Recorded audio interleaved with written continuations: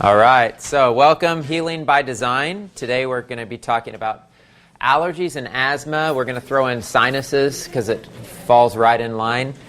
Got to do the introduction for every class because who knows, people watching this might be the only video of mine you ever watch. So I have to do the introduction. So talking about allergies and asthma and sinus conditions, it's really important to understand that everything we call sickness and disease is really just a misalignment with God's design. Asthma, allergies, it's not really a disease. It's not a disease condition. It's just something out of balance in the body, and we want to figure out how to bring it back to alignment so we don't have to have these things or claim that we have these things. For those who know Jesus and who are Christians, it's important, these classes to me and my heart, and I believe God's heart, that we understand that we don't have to have these labels, we don't have to have these imbalances, we don't have to have these sicknesses. God designed us to function a certain way, and what we call sickness and disease, and especially the symptoms thereof, is simply God speaking to us, letting us know something's out of alignment with the way He created us, and that there's things we can do to reestablish alignment. I love the fact that God heals with miracles, but He also heals by the embracing of all the things that God designed for us to live in and on this earth that He designed for us. On the other end of the spectrum, those who don't know God, who don't know the Lord Jesus, I invite you to know about Him, to learn about Him. You can watch a class like this. You can get healed of allergies and asthma without knowing Jesus. But getting healthy in your body, although that's good, it's nothing compared to having eternal life, which is not possible without Him. So if you're watching this class just to heal of allergies and asthma, you don't know Him, I would invite you to learn who God really is. So the goals is to help us to understand what allergies and asthma, sinus infections are, how to heal them so that you don't need man-made interventions or drugs or surgeries. And God can heal anything, anytime. He can do it quickly, He can do it slowly, but as long as we pursue Him, He will get us to where we want to go. I have to bring up the example of King Asa because the Lord spoke this to me right before I started this series of classes, but it's in 2 Chronicles 16:11. He basically developed a foot disease that was life-threatening, and the scripture very clearly states that in his disease he did not choose the Lord, yet he chose to seek the physicians. And 2 years after he had that illness, he died, because he was looking to man for his solution and not to God. And I think that's a big issue we have in our culture today, is we're looking for man-made solutions. I mean, you think of how much, just as an example, how much parents love their children, they'll do anything for them. But as soon as that child gets a little sniffle or a cold or an infection, they immediately run to the doctor to try to find that solution. So we want to discuss how God designed the body to function, how it gets out of alignment, how to bring it back into alignment, and how to do it without needing, again, man-made intervention. Because my real heart behind this series is that people aren't reliant on drugs and medications and that system of medicine, that God's given us everything we need on this world to function properly. And for what's coming in America, difficult times hit America, you're either not going to have access to these drugs or they're going to be ridiculously expensive. So ideally, we just don't have these things that we call sickness and disease. So allergies and asthma. If I was to describe it in the most simple way of what allergies and asthma and sinus infections are, it's very simply blocked filters.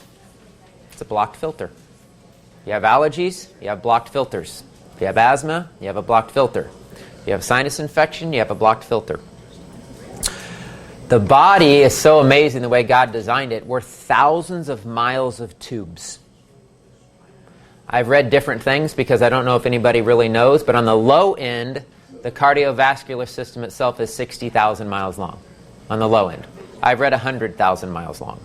There's just as much, if not more, lymphatic tissue. And these are tubes running through the body. Like pipes, basically, running through the body.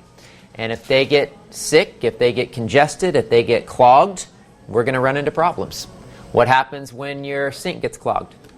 You unclog it. What happens when the engine light comes out in your car and you find out it's the air filter? You replace it. Or the oil filter gets clogged. You replace it. What happens when we get clogged? We go to the doctor and get a drug for it. We have to clean our filters. We're designed the same way. We're a system of filters. So what we call allergies, asthma, sinus infections, again, they're not really diseases. They're not really illnesses. It is just blocked filters. It's the filtration system of the body not functioning the way God designed it to function. So the more sick we are, the more clogged our filters, the more serious the issue becomes, the more serious the quote-unquote diagnosis becomes. But a lot of times it's just the same thing getting worse and worse, more and more blocked filters. Again, just using the simple example of your car, if your air filter got clogged, you would say, oh man, the air's starting to get a little weird in here. I'm not liking it so much. But you're like, I don't want to spend the $11.99 to get my air filter changed. So I'm just going to let it go. And then a month later, you're like, man, this is really getting bad. We should do something about this. I mean, you wouldn't do that, right? But it's the same thing with our bodies. Our filters are clogged, and we're not doing anything about it. We're just taking a drug or something to cover up the symptom. And that's kind of one of the fallacies of our modern medical system. So really what allergies and asthma is the lack of the ability to neutralize contaminants, to neutralize and deal with things entering the body that shouldn't be in the body, that the body should simply be able to filter out and get rid of. Everybody encounters dog hair or cat hair or pollen. How come some are affected by it, by some aren't, and some aren't? Totally depends on your filtration system. So everybody's filters are operating at different levels. So if you're continuing to get, like every year, I hear this all the time, every year I get more allergies, or I feel more sick, or now it's spring and fall, and it just keeps getting worse, your filters are getting more and more clogged. And we say that the allergens cause the sickness. Well, it's ragweed season, I have allergies, that's just the way it is. We blame it on the allergen, we blame it on the pollen or the ragweed or the dog hair or whatever it is. And for some people, it's minor. You know, they got a little bit of allergies when spring rolls around and they work through it and it's not a big deal. That's fine. For some people, it's completely debilitating. They can't even function. They can't even think. If they don't go get some over-the-counter drug to kind of clear up their system, they literally can't even function. So it can get really, really bad. And what can start out as a simple allergy can develop into something like asthma, can develop into chronic fatigue syndrome or fibromyalgia or some of these other conditions, which are all basically similar things where the body's sick, it's congested, the cells are smothered and they can't function and breathe, and that's what we call sickness and disease. We just put 10,000 different names on it. It's all basically the same thing. And a lot of it starts with this the clogging of the system. So what are the filters? Blood. Leviticus, I love quoting Leviticus 17, 13, and 14. The life of all flesh is in the blood sustains its life. God will do everything to protect the bloodstream. So if you have congestion in your blood, the body will do everything it can to eliminate it. There's a lot of diseases named after toxic blood. Eczema and psoriasis and rosacea and all different kinds of skin conditions. It's just dirty blood. It's the body trying to push toxins out of the blood because the blood has to stay clean. So what helps keep that blood clean? Liver. Liver's your blood filter. Kidneys are a blood filter. Your spleen's a blood filter. Okay, so these are deep internal organs that filter our body. We have the cardiovascular system, that 100,000 miles of tubing. We have the lymphatic system that has to be cleaned out. Mike just did a class the other week on herbs to cleanse out the cardiovascular system and the lymphatic system. It's really important to keep those systems clean, keep those filters clean. If you think you're going to have allergies the rest of your life, well, you might if you don't do anything about it. If you unclog your filters, you'll notice, oh my gosh, I'm not allergic to that anymore. How is that? Well, we've been told our whole lives that once you're allergic to something, it's just the way it's going to be the rest of your life. Well, it's absolutely not true. It's just an imbalance in our filtration system. So when it comes to the filters of the body, the first filter we have is our mucosal linings. What happens when you get seasonal allergies? or you're allergic. Maybe you're just allergic to cats. It's the only thing you're allergic to. That friend's house, every time you go to that friend's house that has a cat, here we go again. Here starts the faucet. Well, what is the purpose of mucus? It's to get rid of contaminants out of the body. So it's grabbing the cat hair, it's surrounding it, and it's pushing it out of your body. That's why you sneeze. That's why you cough. That's why you build up mucus, because your body's trying to handle it and get rid of it. That happens in your mucosal lining. So that happens when you breathe in things. That's your first line of defense, the intestinal tract, the mucosal linings of your intestinal tract. That's why probiotics are important, minerals are important, good digestion is important, because a lot of these things can be neutralized and taken care of without you even knowing about it. And even if it is something that bothers you and you know about it, like the cat hair, the body has great systems of grabbing it, surrounding it with mucus, and kicking it out. Now, once it gets in deeper and it gets into the blood, then we're talking food allergies and food sensitivities and autoimmune diseases and a whole host of other issues. So ideally, it doesn't get past that first line of defense, which again is the mucosal linings. And if it's just seasonal allergies, it's just stuff that's in the mucosal lining, those are pretty easy to handle and deal with. And those are pretty easy to clean out too. When it gets in deeper, when you're talking about toxic blood or a congested liver or a congested lymphatic system, then it gets much more challenging. So some of the symptoms would be like migraines, headaches, nausea, diarrhea, because the body has diarrhea when it's getting rid of something it doesn't like, skin rashes, different skin conditions, fatigue, ears ringing, lung and respiratory infections, pain in your joints and muscles, brain fog, memory issues, runny, watery eyes and nose, the deep circles under the eyes. A lot of people get the dark circles under the eyes. It's usually kidney, liver congestion or food sensitivities. You see that in a lot of children, really deep, dark, black circles under their eyes. A lot of them have a lot of health issues, a lot of food sensitivities. An easy example of understanding how a blocked filter leads to these sort of issues would be smoking. I mean, nobody would deny that smoking fills the lungs full of toxic chemicals, blocking the filtration system of the ability of the lungs to filter and process oxygen and carbon dioxide properly, resulting in a breathing problem. So there's so many things besides smoking that can cause that. But we believe in cause and effect when it comes to smoking. Oh, well, that's what caused their asthma, or that's what caused their lung condition. Well, anybody who has any diagnosis of allergies or asthma or any lung condition, there's a reason. There's a reason the lungs get congested. And you don't have to live with that the rest of your life and just manage it with drugs. You just have to get the congestion out of the body. On medications used, they're dangerous. We know all medications are man-made and they work against God's design, and they block a symptom. And so this is a real good example with allergies and asthma. Because think of what Claritin does. Think of what Mucinex does. What are these drugs designed to do? Dry you up, right? They're designed to dry you up. What's the purpose of mucus? To clean you out. So God, in his brilliant design of the body, is trying to get the contaminants out of your body. You take Mucinex or Claritin or a number of other one of these drugs that dry you up, what are you doing? You're stopping the healing process of the body. You're working against what God's trying to do to remove the toxins and the poisons out of your body. Flonase, antihistamines, Benadryl. If you think of all the steroidal inhalers, we got Advair, Flovent, Symbicort. I mean, there's tons of them. These were not around pre-1900 for the most part. Most of these were invented in the 1900s. Steroidal inhalers came around the 1920s. And before that, not a lot of people died from asthma. People had breathing issues and lung issues, but they usually worked through it.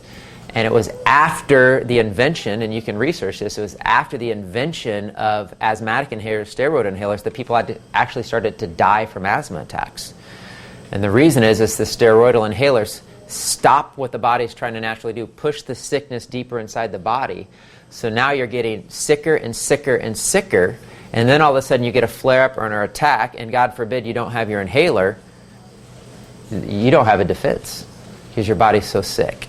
So then the reaction becomes more and more violent. You think of like prednisone, which are steroidal drugs. They cause tremors, anxiety, headaches, cramping, dry mouth, heart palpitations, arrhythmias, blurred vision, depression, appetite, weight gain, nervousness, anxiety.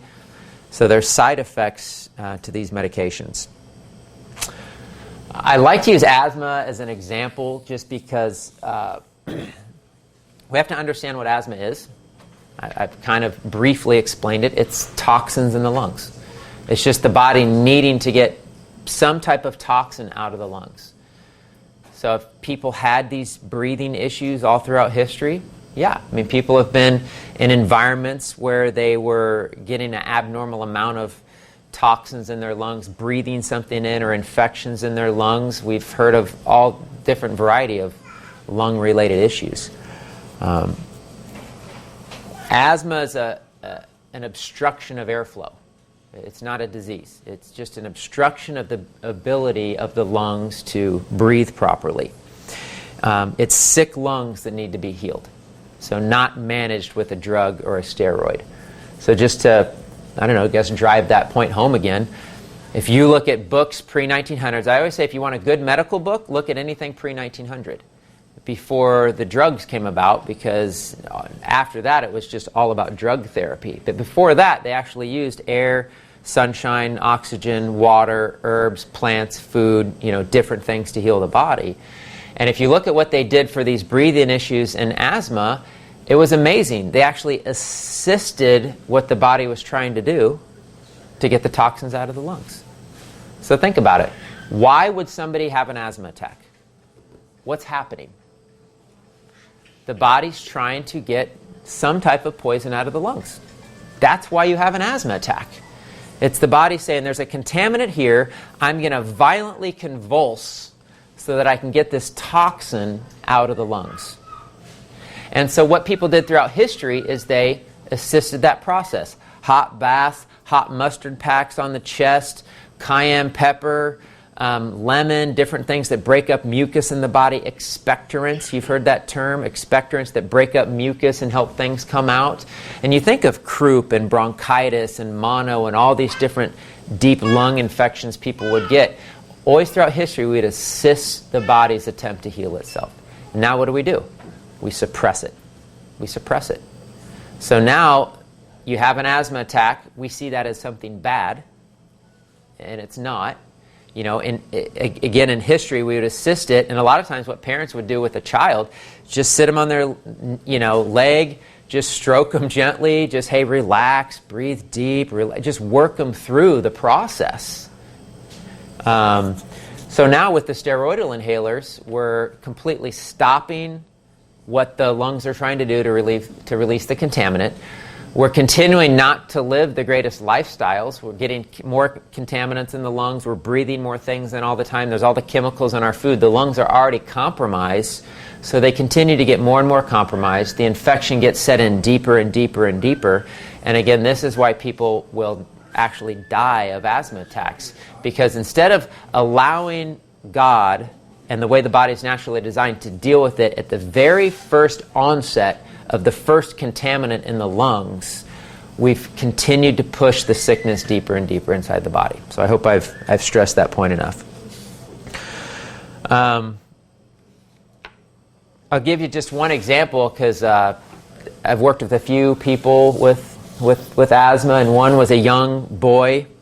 I won't use his name, just in case, but he was 10 years old. And he came in with his mom because he had asthma, and he had been on asthma-related drugs his whole life. Even with the drugs, even with Flonase and Symbicort and Advil, and I don't know, he was on like 3 or 4 different ones. Even with all the different drugs, he still couldn't be a normal boy. He couldn't go outside and play. He couldn't run with his friends because he would get an attack.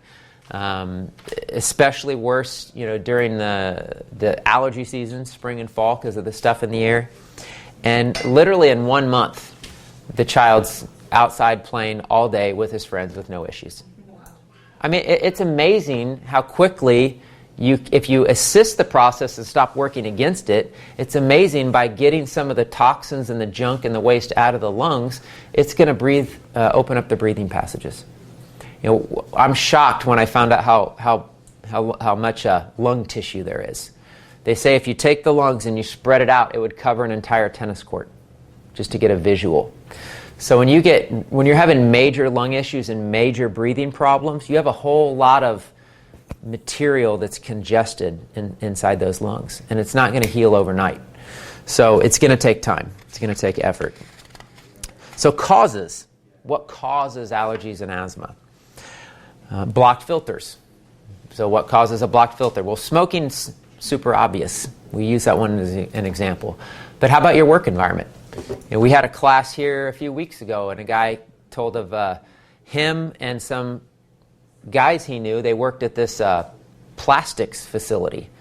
And the plastics they were breathing in, so many of the people who worked in the factory were coming down with lung cancer because of what they were inhaling. So think about people who work around asbestos in old homes. We hear about that. There's even lawsuits. Call this number if you were exposed to asbestos poisoning and you have lung cancer, right? Say you worked in a beauty salon for 15, 20 years, full of chemicals. I met a guy one time who had MS, multiple sclerosis. He did pest control for 15 years, owned a pest control business, came down with MS. Am I going to say that's why he got it? No, but I know it's a toxicity condition, and those things are toxic. So you can be around things that damage your lungs and cause what we would diagnose as asthma, but again, it's really just contaminants in the body that we need to get rid of. The big one that people, I'm not going to say we're not aware of it, but we don't treat it serious enough, it's infections. It's infections in the lungs. So if you have asthma, I can safely tell you right now you have an infection in your lungs, a deep infection in your lungs.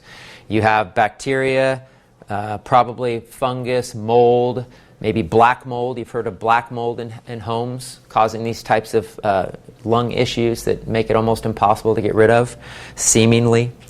It's infection. And people's lungs get congested, they get dirty, and that attracts infections. Toxins attract infections because infectious organisms are designed by God to break down toxins and recycle everything back to the earth. So the more toxic your lungs are, you're a smoker, you got toxic lungs, it attracts infection. And so we only deal with it when, what? It flares up and it interrupts our life. Antibiotics are handed out like candy for everything, whether they know it'll really help or not. Hey, let's just try it because it might help. We give people antibiotics. It's an all-purpose killer. It's anti-life. All medications are antihistamine, antibiotic, autoimmune suppressant. Every pharmaceutical drug is meant to suppress or work against life in the body. So these infections are super serious, and they're low-grade infections that are always there. So when does it flare up? It flares up when we feed the infection. So we eat tons of sugar, we go to a birthday party and we go crazy, or we go on a cruise and go crazy. Or let's say the fall season comes upon us, because infectious organisms hate dry heat. Why do people move to Phoenix, Arizona? For their health. Right? Why? Because we have infections in the body. We live in Kansas City. Cold, wet, damp environment. Even in the summer, it's humid. This is one of the worst places to live for infectious issues. This is why people move. Seriously. So Hippocrates said, give me a fever and I'll cure any disease. Heat kills infectious organisms. So fall comes upon us. The weather starts to change. Starts to get a little more wet, a little more damp. Infections flare up. People's asthma are usually worse in the wintertime. And that's why. So we really want to stay away from contaminants in our home, the obvious stuff that we breathe in. We want to stay away from infectious organisms like black mold in the house, for example. That's one of the worst ones. But understand that these low-grade infections are trapped in the body, and they're flaring up once in a while, and then we're treating it with an antibiotic that weakens the immune system, or we're doing the inhaler, or we're doing something to suppress and keep the sickness back in. So how to heal it. How do we heal the lungs? The first thing is avoiding the contaminant, which I just kind of mentioned. I think one of the most important things to understand is diet. If you're trying to feel better when it comes to allergies and asthma and sinus infections, you want to eat in a way that doesn't flare up the condition. My favorite program for that's Body Ecology Diet. There's a lot of confusion over what foods we should eat today. One of the reasons we're so confused over what foods we could eat today is so many people have infections in their body, and everything they eat seems to affect them. They have food allergies, they eat something, they flare up, their sinuses get inflamed, they feel pain in their midsection and on down the list. And a lot of this because of this contamination inside of our bodies. So dairy, I think, is the number one thing that should be avoided by anyone suffering with allergies or asthma. And I won't get into all the ins and outs of dairy because, yes, it's a food. Yes, raw is better.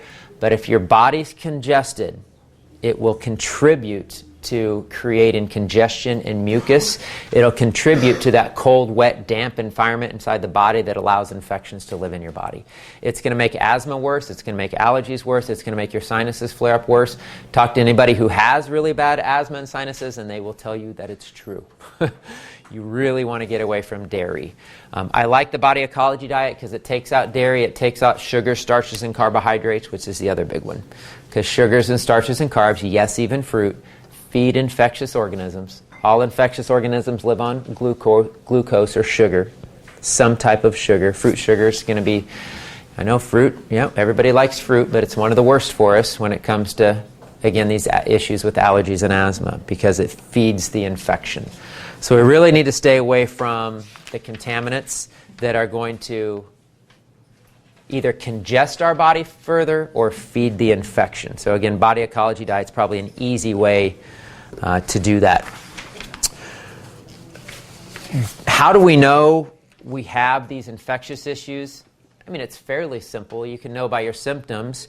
You know if you've had lots of antibiotics because we get bronchial infections and yeast infections and urinary tract infections and ear infections and sinus infections, and we just keep going on down the list. I mean, so many people have had these issues throughout their history, which, if that's true, most likely you have a low-grade systemic infection in your body that's just waiting for a weak moment to flare up. So we want to heal the body completely and not only deal with it with an antibiotic just when it flares up. People are having surgeries because of these issues. People are having their sinuses removed. I mean, I'm sure everybody here knows somebody who's had their sinuses removed. Tonsils are being removed. Adenoids are being removed. Is removing your tonsils an answer to, does it cure something? No, it removes a part of your body that God gave you. Why would your tonsils or adenoids even flare up? It's working for you. It's fighting sickness and disease. As soon as you cut the tonsils and the adenoids out, you just allow the sickness to get pushed deeper inside your body because you just eliminated your defense. You just took out part of your offensive line. You've opened up a hole. So surgery is not the answer, but what's happening is the body's actually trying to heal itself. That's why it's, you get swollen tonsils. Is that bad? You might think it's bad, you might not like it, but it's your lymph working. It's your lymphatic system trying to kill and remove infection out of your body.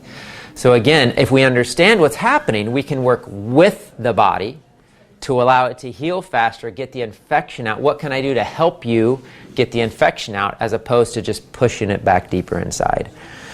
So, Body Ecology Diet for the foods. Oxygen. We need to open up the airways, especially with asthma. It's the inability of the body, the lungs to exhale properly. So because of the contamination. So think of this. Who's heard of exercise-induced asthma? Okay? Is that a disease? What's happening when exercise induces asthma? It's your body trying to work against Yes. anything in the Your body's saying, thank you for the exercise. Thank you for the oxygen. Let's get rid of some poison now. Right? That's why you have exercise-induced asthma. Because for maybe one of the first times, your body's like, oh, wow, I actually have enough good stuff going on that I can get some of this junk out of my lungs. And what do? Yeah. push it right back in. And I know there's fear involved there, because I know people have died of asthma attacks. And the deeper set in it is, you've been on asthma inhalers for 15, 20, 25 years. I'm not saying get exercise-induced asthma and just let it go, right? That wouldn't be wise. But there are things we can do to heal the lungs naturally, get some of the mucus out of our lungs, and as it gets better and as we start to heal, we can actually get that mucus out of the lungs in a healthy way and not have to continue to suppress it. Different ways you can get oxygen into your lungs. I love air purifiers. If anybody has allergies to asthma, it can be a total lifesaver. There's different types. The ones I promote are the ones that release ozone into the air. So an ozone purifier, O3 is oxygen. O2 is the oxygen we need. So if you put O3 into the air or into the body, that extra oxygen molecule starts to heal you. It starts to either kill a bacteria, virus, fungus in the body, or it knocks out some type of a contaminant in the body. And it's one of the fastest ways to get mucus and congestion out of the body, is to oxygenate the body. You put oxygen in the body, junk starts to come out of the body. So oxygen is super powerful, especially the air filters, because if you have allergies or asthma, you've heard of indoor air quality. Very, very toxic. Almost everybody's home has really poor air quality. So that can be a night and day difference for somebody who's wanting to feel better. Plants in the home, right? We know plants release oxygen, so that's going to help. The other thing plants, and especially the air purifier, can do, it's going to knock out mold. So you got yeast, fungus, mold, you got a mold issue in a bathroom or something like that, it'll totally knock all that out if you get a good one. You can do oxygen baths. You can do hydrogen peroxide in water. You can do it in baths. There's all kinds of protocols for that you can look into. But again, oxygen will help remove waste and mucus out of the body. Water and hydration. This is crucial. People have asthma and they're drinking orange juice. Is that smart? It's one of the worst things you can do. You want to have an asthma attack? Drink orange juice. It's straight sugar. And what the body needs is hydration. It needs water. Water and hydration is going to relax the lungs. It's going to relax the body. So one of the quickest ways to stop an asthma attack is sea salt and water. A little sea salt, drink of water. It'll immediately hydrate the body, relax the lungs, and it'll stop an asthma attack. Another thing that'll stop an asthma attack is the herb lobelia, Lobelia. I think I'm going to talk about that a little bit more later. But just two quick ways you can stop an attack before it starts, naturally, without having to do the steroids. I like adding sea salt to the water. It's crucial for the adrenals. It's crucial for hydration. Again, it'll relax and open up the lungs and the breathing passages. I like the Soleil method, where you add the Himalayan pink salt to the water. That is very powerful.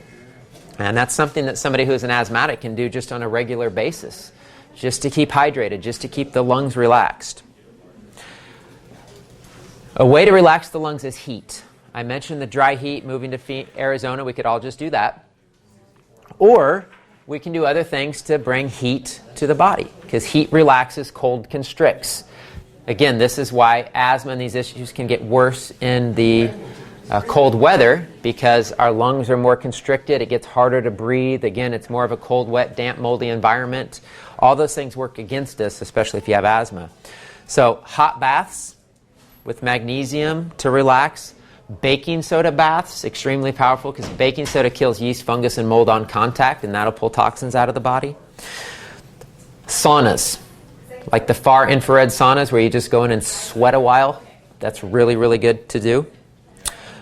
Bringing heat to the body internally would be cayenne pepper. Lemon. Cayenne and lemon is like Master Cleanse, if you've heard of that. Cayenne and lemon will pull mucus out of the lungs. It'll heat up the body, break up mucus, and help you to pull that stuff out of the lungs. Any spicy herb will do that. Ginger, oregano, cinnamon, turmeric, horseradish. Oh yeah, horseradish is a good one, huh? But cayenne pepper is probably the best for that. There's a doctor named Dr. Samuel Thompson. If you want to look up his research, he was a farmer. He wasn't an expert in anything. Maybe he was an expert in farming, but he certainly wasn't an herbalist or a doctor or anything like that. But I can't remember the story, so I apologize if I get it wrong, but I'm pretty sure somebody in his family developed asthma, and he studied herbs, and he used cayenne pepper and lobelia to cure his loved one of asthma. Again, he just got the junk out of the lungs, and they were better. But people found out about it that were in the surrounding areas and started coming to him and like, how did you use the cayenne and the lobelia for the asthma? And he started treating people, started giving people these herbs. And he ended up healing hundreds of people of asthma using 2 plants, cayenne pepper and lobelia. And guess what? He got in trouble. He got brought to court. He got sued. He got bankrupted. Why? Because the pharmaceutical industry and the medical industry, I shouldn't say the doctors, sorry, that was wrong. The medical industry, the cartel, the way it's set up, doesn't want you to be healed of sickness and disease because that takes away from profitability. Somebody who has to take Flonase and steroids and inhalers their whole life, that's a whole lot of revenue. So he got in trouble for, quote-unquote, treating people without a license because he wasn't a doctor, and he got in all kinds of trouble. But he wrote a couple books, and it's fascinating. It's fascinating research. 2 plants. He was able to heal hundreds of people of asthma. So you can look that up. I mentioned expectorants. Seasonal allergies. Let me just talk about seasonal allergies real quick because they're pretty simple. Again, they're handled mainly in the mucosal linings. We're not talking the deep set contamination of blood, the skin issues like eczema and psoriasis, autoimmune diseases when it gets deeper. If we're just talking seasonal allergies, I'm going to tell you 2 things that'll pretty much knock out the symptoms, so at least you don't have to take the over-the-counter stuff. Until you get to a deeper level of cleaning out your filters, you need clay. Bentonite clay, because clay, everything's attracted to it like a magnet and it pulls it out of the system. So any contaminant that should not be in the human body. So God designed the body, and God knows dog hair is not critical to function of the human body. Is that fair to say? Okay, it sounds silly, but that's why we're allergic to dog hair. But we're not allergic to, B vitamins or vitamin C or different foods that have the right nutrition in it. But we're allergic to things that aren't designed by God to go into the human body. So that's going to cause an irritation to us. But if you have clay, those things go to the clay like a magnet, bind to it, and just flush through the system. So you can drink liquid clay. We have a product called Hello Blossom we've been selling for years that I guarantee to work. You take 2 every hour till your symptoms are gone, and then you take 4 a day for maintenance. And yes, you're just managing the symptoms, but you're doing it in a healthy way. It provides other health benefits. I love to say about natural things that God created, there's side benefits. Pharmaceutical drugs, side effects that are negative, damaging. Natural things, side benefits. So there's multiple benefits from taking these herbs, but one of the things it's going to do, it's going to knock out your symptoms of your allergies. So that's a good thing. The other thing for sinus infections, and I want to touch on sinus infections because this is a big deal. I still today see people come in my office that have been on sinus Flonase and these different drugs for years and years and years. Antibiotics over and over and over in these drugs. It is 100% completely unnecessary. Unnecessary. And again, it's just sad that there's no knowledge, no education in our medical system to let people know how simple a sinus infection is. So what's a sinus infection? It's an infection. That's the key word, right? So what do they give people? An antibiotic. What does an antibiotic do? Kills everything. There's no intelligence to it. It's man-made. So it kills everything, good and bad. So because God made living organisms, the living organisms are smarter than the antibiotic because it's man-made. And the ones that survive, which most of the time some survive, rarely do you knock these things out permanently in one shot. I'm not saying it's not possible, but rarely. The ones that survive, they morph. It's called morphology. They grow into a stronger variety so that they can't be killed the next time when that antibiotic hits. So you do a stronger antibiotic, or if the antibiotic doesn't work, you change into a different antibiotic. The organism continues to morph and grow stronger. It changes from a bacteria and then into a fungus. Now, antibiotics don't work against fungus, right? You have to use antifungals, diflucan, and these different things. I know people have progressed through this just with sinus issues. Now they're taking antifungals, even stronger, even more dangerous to the immune system, to wiping everything out. And still, they continue to come back and come back. Why? Morphology. The organism's smarter. You can't outsmart nature, so to speak. Okay, you can't outsmart God, His creation. We have to work with God's creation, not try to fight against God's creation. It's our system of medicine trying to fight against God's creation, against the bacteria, the virus, the organism, against the way the body's naturally designed, that's put us in the situation we're in today, let's just say that, instead of working with how God designed the body to function. So the infection gets really bad, really nasty, and now people are getting sinus surgery. What you needed from the very beginning is something natural that God created that kills fungus and bacteria. That's it. And you're done. One time. We have a sinus spray called Sinuo Rega. There's tons of sinus sprays out there. I'm just telling you the one that we've sold like thousands of bottles of that can cost somebody $14 and they don't need to go through any of those years of misery, potentially leading up to sinus surgery. Again, why would we possibly not know about this in our medical system? I mean, this is sad. But this sinus spray, it has sea salt, oregano oil, clove oil, sage oil, bay leaf oil, and it kills fungus. You spray it up the sinus cavity, it kills fungus, it kills bacteria. It doesn't create germ resistance because the things God created have intelligence. It kills the things that shouldn't be there, that are out of balance, but doesn't harm the things that should be there, that keep the body in balance. It's a permanent solution. And I've seen so many people suffer for I don't know how many years with sinus issues.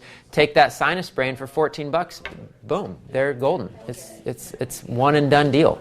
So I just have to share that because I know there's thousands and thousands of people out there suffering, millions and millions of dollars being made on these drugs that are completely unnecessary. And you just have to kill the infection in the body. Now, you want it to work better? Yeah, do body ecology diet, get away from the dairy, get away from the sugar, eat right. You know, we want to do all those things. But at the very least, let's at least just kill the infection in the body in a safe way, a natural way. All right, so that was sinuses. Sunshine and fresh air. Talking about the heat again. Tan is good. The more tan you are, the stronger your immune system is, the healthier your blood is, the stronger your liver is. The less likely infections can attack your body if you're tan and you have that type of natural heat in the body. That's really, really good for the body. Fresh air, of course. People, especially asthmatics, they find it tough to just go outside and get fresh air because of the things in the environment or the fear of the exercise-induced asthma. So just start slow. Start to get some of the congestion out of your lungs, and you'll be able to increase your outdoor time. Just like that young boy I told you about. Okay, within a month, he was able to go outside and play all day without needing anything. I mean, for him and his mom, that alone is a miracle, especially when they've been given no other solutions outside of just trying more drugs. All right, so the next step to healing allergies and asthma would be to kill the infection. And so this is a big deal, killing the infection. It's the number one reason I believe people are sick in America and they don't fully get well, is we don't actually deal with the deep systemic infections trapped in people's bodies. Again, we only deal with it when we have a flare-up that's affecting us. We go get an antibiotic, make it go away so we can go on about our lives. But we have deep, deep infections in the body that aren't getting fully healed. And why aren't they fully healed? It kind of goes back to what I talked about in the beginning. If we had clear filters, if our tubes were clean, the cardiovascular system, that's heart disease, when that's congested. The lymphatic system, that's lymphoma and non-Hodgkin's lymphoma and a whole host of other diagnosed diseases that are just congested lymph. All these names we put on diseases is congestion of the body. So if we got to the point where our bodies were free-flowing rivers of life, the way God designed it, it'd be impossible for the body to harbor sickness and disease, to harbor infections, to harbor contaminants. The body would always be able to deal with them and remove them if they entered the system. But as the body gets blocked, that's when we start to create these diseases. So deep-set infections, a big deal, especially in the lungs. Okay, we hear a pneumonia. We hear a bronchitis. We hear I'm hearing croup going around with children again. Okay, we have these deep infections in the body, and it's because our immune systems are weak. We've done antibiotics, we've done drugs, we've eaten tons of white sugar, white flour, things that weaken and suppress the immune system. We're not hydrated. All these different issues are playing a role. But if you want to feel better quick, you have to do serious things to get these infections out of the body. So, gosh, I mean, I mentioned the sinus thing, what you can do for that, but for getting deep lung infections out, I mean, there's all kinds of great things out there. I mean, there's 100 different opinions, 100 different programs out there. I'll tell you a couple of my favorite things. One is oregano, the liquid concentrated oregano by North American Herb & Spice. I love all their products. They have a product called Oregabiotic, and it's Oregabiotic. It's like a natural antibiotic. It's oregano and other oils in a capsule form, and it's miraculous. I've seen it help so many people with these types of lung issues. Just the liquid oregano by itself, you can do. It's called Oreganol. Candida products, so you hear of Candida yeast fungal overgrowths. So doing a yeast cleanse, a Candida cleanse. Body ecology diet is the diet to follow for that so you don't feed the infection. I just have to stress that again. But I have one called Candida Quick Cleanse. It's like guaranteed to work in 3 days. It's like a 8-day program, but it kills Candida and yeast in the body. Renew Life has all kinds of good cleanses for Candida cleanses and parasite cleanses. Baking soda is a powerful therapy. You can research that. Baking soda kills yeast, fungus, mold on contact. You got black mold in your shower, you can put baking soda on it. Kills it instantly. But it'll do the same thing in your body, in our bodies. So baking soda is an awesome thing that an asthmatic can do. I tell you a great little drink that I'll have people do when they have deep-set lung issues and breathing problems and infections.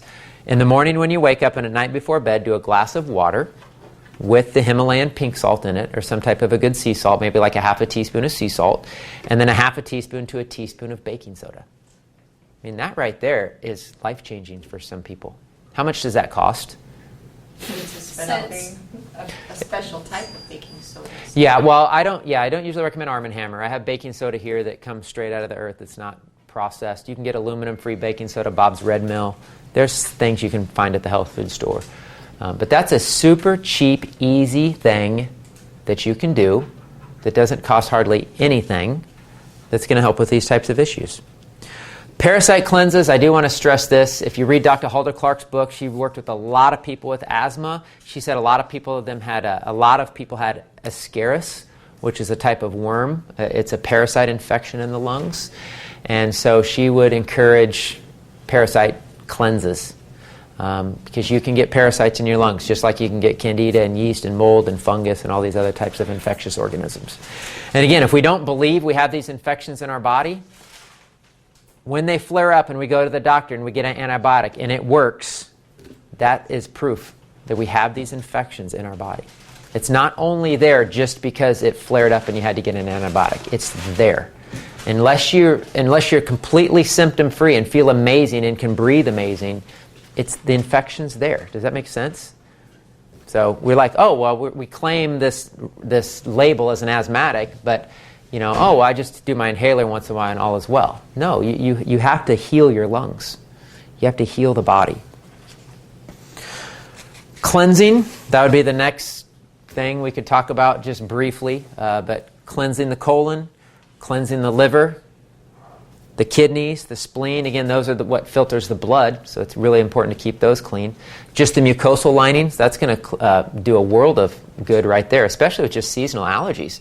Getting the colon clean, because most of this is, praise God, for 2 lines of defense. The mucosal system is your first line of defense for your immune system. So just doing a cleanse, by drinking things and putting things in your mouth that cleanse out this 25-ish foot intestinal tract is going to do a world of good for seasonal allergies. But then you can go deeper. You can do kidney cleanses. You can cleanse stuff out of the lungs with all the things we already talked about, the heat and changing diet and things to get mucus out of the lungs. So I definitely recommend cleanses. You can fast. You want to cleanse and heal really fast? Fast. Stop eating food. God designed us to heal ourselves. When animals are sick in nature, they fast. I got a story I like to tell real quick is I got a major injury one time. I was not going to say I was doing something stupid, but I was doing CrossFit, which I really enjoyed, and I was doing really good, really fast with it, and I did too much. And I did like a clean and jerk thing, and my back went out. And like I couldn't walk, back went out kind of thing. And I knew about this stuff. I knew about fasting. And so I did not eat or drink. I shouldn't say I drank water. But I didn't eat anything for 4 days. The pain was completely gone. And then I started doing juices and just eating really light, and I never had a back issue. But you can have a back pain go out like that and struggle for months to get well. Some people are struggling with back injuries they got 5, 10, 15, 20 years ago. So fasting is one of the fastest ways to heal the body. There's a book I like by Dr. Herbert Shelton, The Science and Fine Art of Fasting. I will tell you, if you're watching this and you're a lover of Jesus like me, he is not a believer. And I say that because he says some pretty weird things in his book. But he did monitor 30,000 people fasting. And he monitored people with asthma fasting. And they all healed of asthma if they would fast long enough, water fast. He said that the average asthmatic would cough up the equivalent of 1 entire quart of mucus daily. A quart of mucus daily. That's how much sickness and mucus and congestion and contaminants are trapped in people's lungs. And then we wonder why we're getting to our 40s, 50s, 60s, whenever, all of a sudden we have this chronic, deep infection in the lungs that keeps coming back, having to take drugs. Maybe it turns into cancer or something more serious. We have to deal with these things early. Again, God loves us. He's speaking to us through our bodies. He lets us know when the warning signals go off that there's a problem. We have come to believe the lie that these are inevitable things that just happen. We don't know why. Let's take drugs to manage it, and we're allowing the sickness to stay in our bodies. So at the very beginning, so especially if you have young children, understand that everything that child experiences that we might think is bad is a symptom of potentially something that needs to be handled or dealt with. So, yes, I was talking about cleansing, water fasting, juice fasting. Juice fasting is probably the fastest, easiest way to heal. If you want to literally heal yourself of asthma and not deal with this for the rest of your life, then do a juice fast, because it's safer than water fasting, and do things to contribute to the assisting of your body getting all this junk out of your lungs. Learn about how to do cayenne, do lobelia, which is an emetic, which means it makes you vomit. It makes junk. That's why it stops an asthma attack. People start to have an asthma attack, they take lobelia, sometimes they vomit up mucus. Is that a bad thing? No, that's a good thing. That's a good thing to get that stuff out of there. Do the heat, do the hot packs, do the saunas, and you can start to actually heal your body. It takes time. Just to end with this, it takes a long-term plan. This is crucial. Asthma doesn't develop overnight. Unfortunately, children are often getting these issues at a young age because they have weak immune systems. Children are born premature. What's the last thing to develop in the womb? The lungs. They're the last thing to develop in the womb. As soon as the lungs are fully developed, it triggers an enzyme that tells mom or God that it's time for the baby to come. And that's what triggers the baby to come. It's the final completion of the lungs. So children born premature can have weak lungs to start with. So it's even more important to do these things. So lifestyle change, I always recommend lifestyle change long term. We don't want to do what we have to do just long enough so that we can feel better and breathe better so that we can go back to doing the things that we really enjoy in life, which is usually sugar and foods that aren't good for us, that we know aren't good for us. We want to develop a long-term lifestyle change to partner with God in how we're designed forever, for eternity. The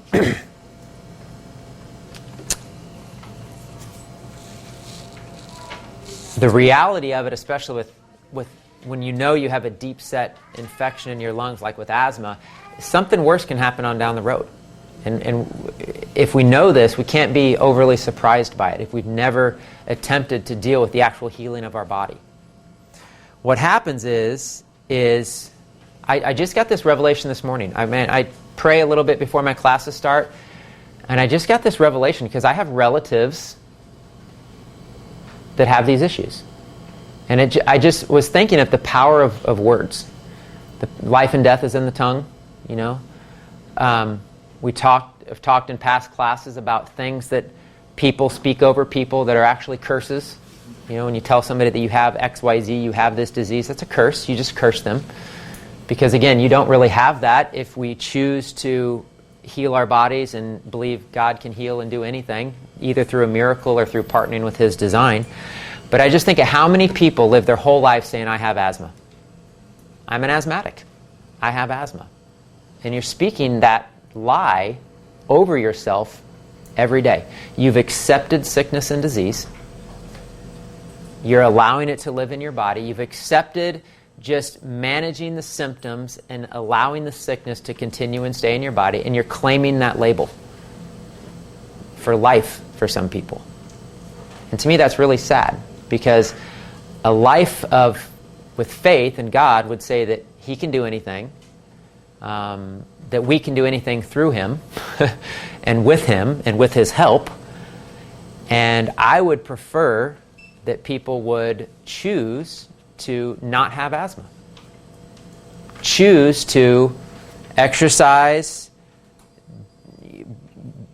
bring heat to the body, eat a good diet, get the contaminants out of their lungs and out of their bodies, and choose not to have these issues. Because it comes down to a choice.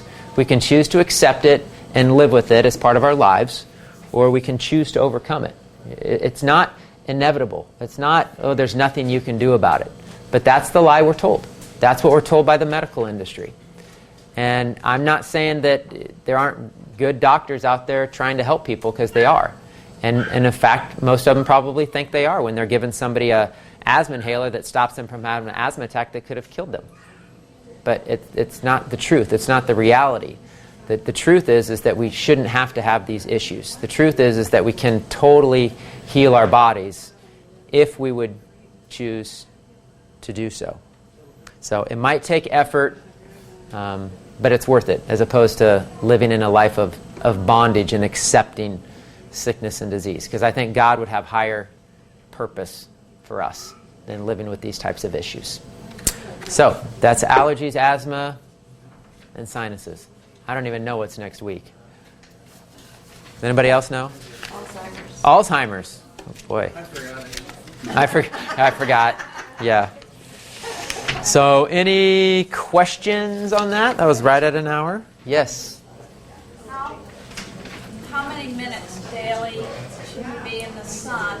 And you said the more tan you are, the healthier. The dermatologist would say the complete opposite. Protect your skin from the sun. Yeah, so she asked how many minutes to be in the sun, and dermatologists say the opposite, that you should not be in the sun. I get so many of my classes mixed up, but I just did a whole thing on the sun, I think in my last class, that I think just got posted on YouTube. It was the Partnering with God series, class 5. I talked about the link between lifestyle and longevity. And I can tell you a little bit, but there's a lot more in that class. But we are solar panels. We're designed to absorb light. Every single animal, plant, and human being on this earth is designed by God to absorb light. Your skin gets darker so that you can absorb more light. That's how God designed you to function. Otherwise, why would your skin turn dark? It'd be like, oh, sun's bad. I immediately burn when I step foot in it. But that's not how God designed us. He designed us to absorb light. So as far as how much sun you can get, it depends on your internal health, and it depends on how much sun exposure you've had. The more dark your skin is, the more you need to be in the sun to get more benefits from the sun. But if you're pale and your health isn't great, morning sun. Sunrise up till maybe 10 a.m. And then after that, you can get overheated, and you could have heart palpitations and all types of issues from getting overheated. Ideally, we'd be in the sun all day, every day, because that's how all of human history has lived for thousands of years in every culture throughout the world. But it didn't cause skin cancer. and the lowest rates of skin cancer in the world, which is pretty much non-existent in cultures who live out in the sun. Tribes who live in Africa and Australia and these places, they don't have skin cancer. So if the sun causes skin cancer, why don't they all have cancer? They don't. Because their diet is different than ours. And their diet is different. And they're not acidic. Yes. They're Yes. probably alkaline. Yep. So there's various factors. But the bottom line is the reason we believe the sun is bad for us is because of our poor choices, our poor health inside of our bodies. And I also talked about it in the last class. When you get quote-unquote sunspots, that's actually God healing you. He's actually pulling toxins out of your liver and out of your body if you're in the sun. Because God wants to bring darkness and sickness and disease into the light. Out of darkness and into the light. So the sun will actually pull poisons out of our body, cause spots on our skin, and we call it disease. It's not disease. It's God's healing. It's amazing. I've never heard anybody else say that. God gave me that revelation a couple months ago. Makes sense to me, though. Any other questions? Yes?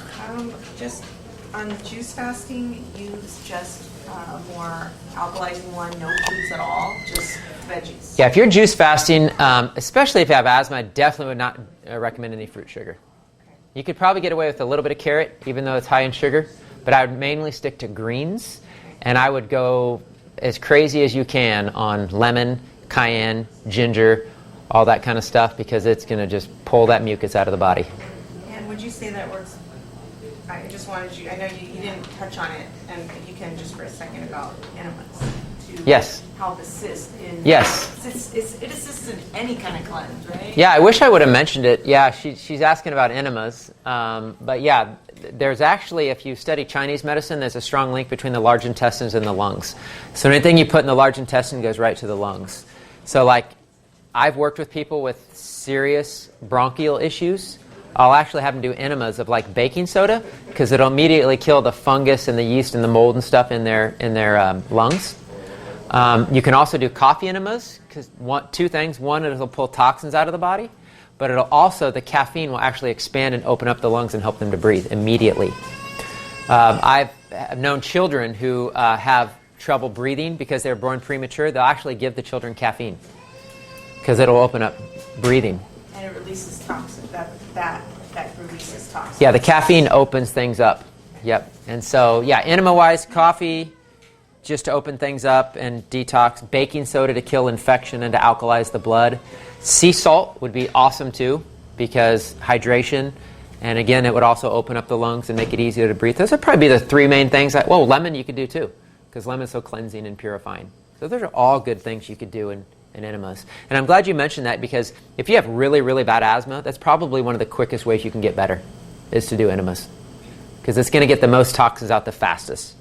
Again, if we believe it's true that asthma is just congested lungs, it's not really a disease, it's just toxins in the lungs, then the fastest way we can get those toxins out of the lungs, the better. And I think enemas is one of the fastest ways to do it. It's going to be fasting and enemas, hands down. Now get prepared, because if you go on a juice fast and you start doing some baking soda or sea salt enemas, you're going to have a healing response. You're going to start coughing, you're going to have junk and mucus come up, and you have to understand what the body's doing. And if it gets uncomfortable and you feel it's so bad you want to stop it, you need to let up a little bit, maybe on the cleansing you're doing, or get in the sauna or do something else to assist the body from detoxing. But the cool thing about enemas is it minimizes that healing response, because the healing response is usually from toxins getting released and having nowhere to go. That's the healing response. That's Herxheimer's reaction. If you want the quick definition of Herxheimer's reaction, toxins released in the body that have nowhere to go. And the body's like, whoa, toxins, like, what do I do with it? And all of a sudden you feel sick and heavy and nauseous and your head hurts and all these things are flaring up and your skin's breaking out in rashes because the toxins have nowhere to go.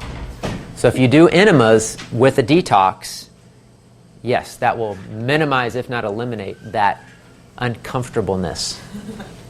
Is it a specific type of sea salt? Is it a specific type of sea salt? I just recommend any good sea salt. I am privy to favoring Himalayan pink salt. That's just me. I think it's pretty and I love it.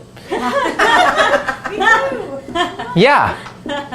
And when I say pretty, yeah, it's pink. Okay, I'm not saying that. But if you look at it, what's that?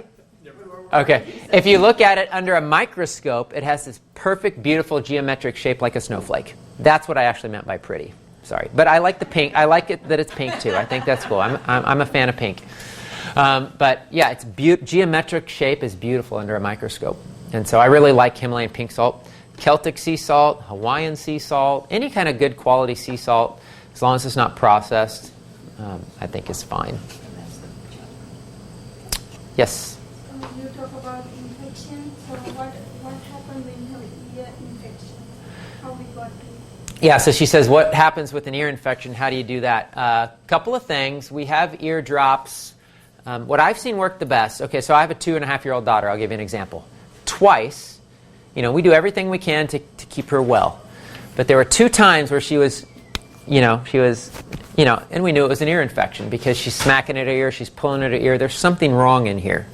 I just took 3% hydrogen peroxide, and I put a couple drops in each ear, morning and night, and in 2-3 days, it was totally gone. And I've done that twice, and she's never had an issue since. And again, I think of how sad it is of the children giving drugs, put tubes in their ears, antibiotics, lives destroyed at a young age. And this isn't a joke. This is lives destroyed at a young age.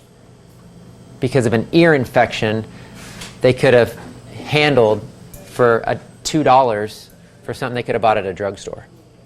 So anyway, sorry to get off on that tangent. I get upset sometimes about these things. But food-grade hydrogen peroxide in the ear. And then the other one is garlic oil. Garlic with olive oil in the ear. So some type of antimicrobial. Infection.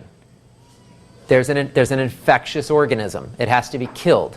So that's why they use antibiotics, and that can work. But again, that can cause long-term problems. So garlic, powerful antimicrobial. So that garlic's going to work against viruses, bacteria, mold, fungus. It's going to work against any of it. So is the hydrogen peroxide. So that's why those 2 things work. So we have ear drops that have mullein and St. John's wort and garlic in olive oil. And you can just drop that in the ears. And another thing that works really good too is to heat it and put it in there warm. Not too hot, warm.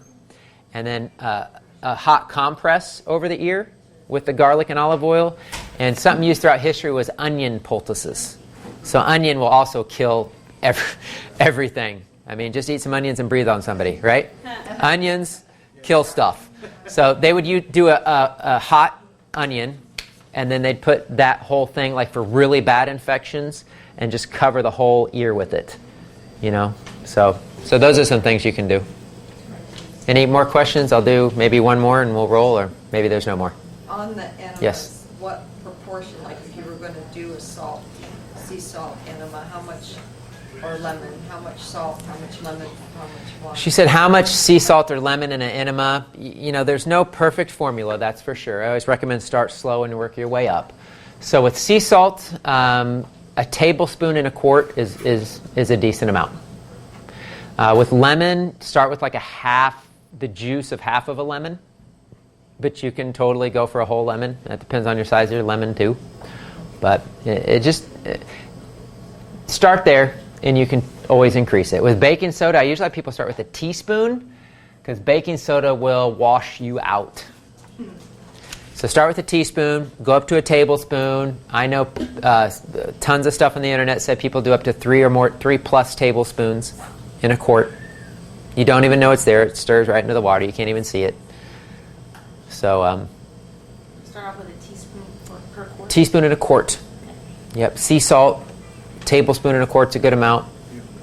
So any age can use the baking soda? What's that? We can use any age for the baking soda? Any age, like, Any age. children? At any age can they use baking soda?